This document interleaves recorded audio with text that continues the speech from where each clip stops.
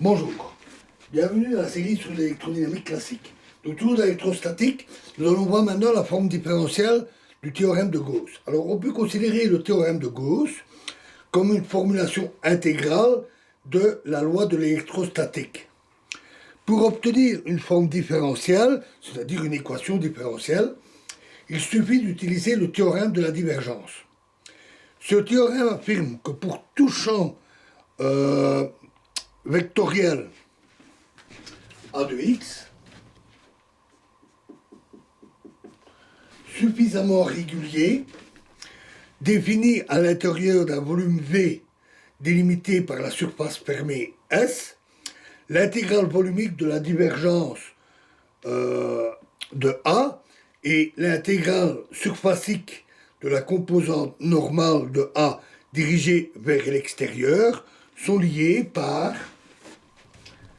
l'intégrale de surface de ANdN, la composante normale, ANdA, égale l'intégrale sur le volume de la divergence de A fois d cube x.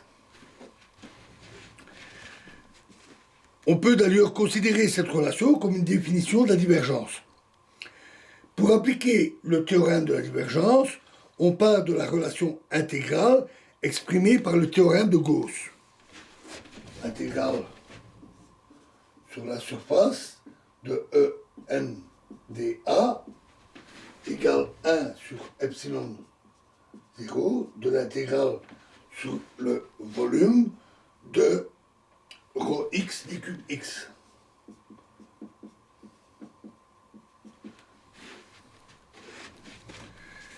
Le théorème de divergence permet alors d'écrire, en regardant les deux expressions ici, en remplaçant par l'expression volumique, on obtient que l'intégrale sur le volume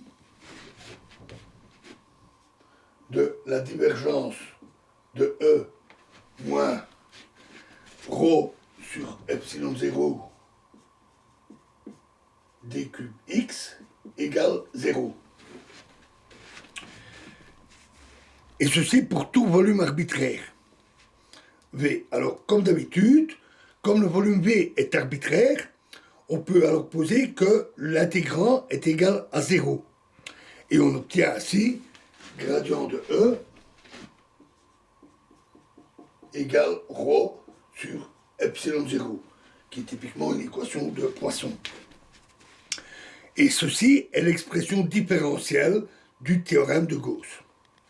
Cette équation permet en elle-même de résoudre divers problèmes d'électrostatique. Toutefois, il est souvent plus simple de travailler avec des fonctions scalaires plutôt qu'avec des fonctions vectorielles, puis de déduire éventuellement les grandeurs vectorielles. Donc dans la prochaine vidéo, nous introduirons le potentiel scalaire et nous verrons une autre équation de l'électrostatique. Je vous remercie.